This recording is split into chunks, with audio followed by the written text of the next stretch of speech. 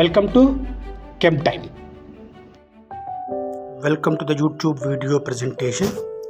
In the last presentation, Mr. Prashant covered in detail about the safety associated with chemicals in steel plant. The session will be continued today also, and Mr. Prashant will be extensively discussing about the safety associated with chemicals. So let's talk about protective measures.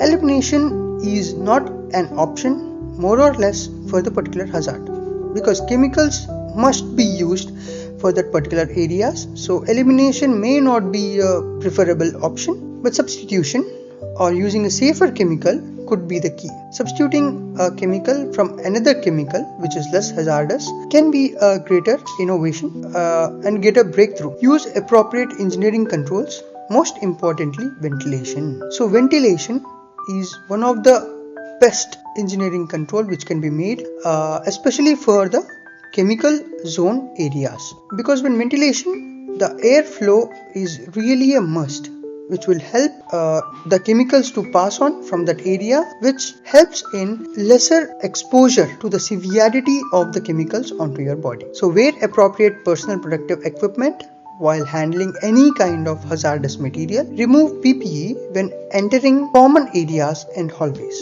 So there should be a space for your PPEs. Either you have to throw off the PPEs once used. If you are reusing it, then while entering into a common area, you should remove it and keep it a place where it is not exposed to the people who are not in the zones. Label areas that require PPE. Don't eat, drink, smoke, store food, or apply makeup in any work areas. The first step in minimizing workspace hazards is to perform a thorough hazard assessment. Employers can rely on the evaluation performed by the manufacturers or importers to establish the hazards of the chemicals they use. How to identify that? We'll go into that, which are called SDS, safety data sheets, and the labels, how to do labeling, what is safety data sheet. We'll be talking about that in our next slides of this video. So information obtained from the SDSs. Okay. So container labeling in a workspace. So effective 2012, all chemicals must be labeled using the globally harmonized system. So these are the 6 elements which we have for GHS. Number 1, signal word, danger. Number 2, GHS symbol. You must have, while traveling, you must have seen various chemical trucks moving around you. You must have seen this board. So next time when you go outside and when you notice, try to observe what they have written and understand this chemical labeling, which will help you further, not only here, while you go to the job or while you are working at an area, while there is any accident in front of you happening. So you can identify and you can help. So number 1, signal word, danger. Number 2, GHS symbol. Number 3, manufacturer information. Number 4, precautionary statement. The statement which is given if there is any kind of leak or any accident, then what is to be done at that point of time. And number 5, hazard statement. Which kind of hazard is it? Toxic is if inhaled. So it has stated like that. And product name. What is a product? It's carbon monoxide. So additional product information identifiers are as below. Now let's go to the safety data sheet. What it says. In a particular safety data sheets, it defines 16 statements. Number 1, identification of the product, manufacturer, and the contact details of that particular person. And number 2, hazard identification.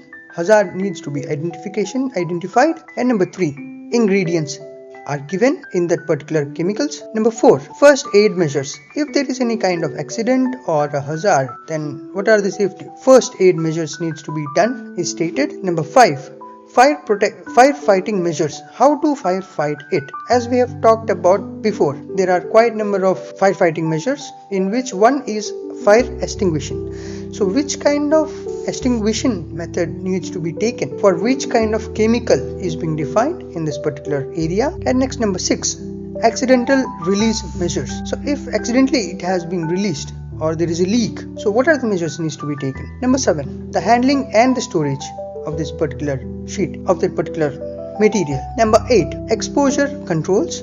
and personal protective equipment. Number 9, physical and chemical properties of that particular chemical. Number 10, stability and reactivity. Number 11, toxicological information.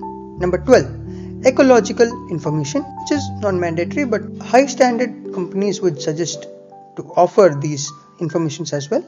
Number 13, disposal considerations. How to dispose, where to dispose, when to dispose, what are the things that needs to be done before disposal. So every information is given in that particular 13th point. Number 14, transport information. Number 15, regulatory information. As per rules and regulations, there are quite a number of mandatory legal actions which are being taken. So these regulatory measures are being informed in this particular statement. And number 16, the other information if else there is any. So this is how the basics of chemical zones are being concluded. So for further questionnaires, anything if you need to know more, comment in this section and we will be giving you the description. This is the basics of what are the areas, hazards and the prevention control, how these two are considered. And hence, for more information, for more videos, subscribe. And finally, the quote of this particular day is, responsibility is a strong man's possession. Never ruin it by saying,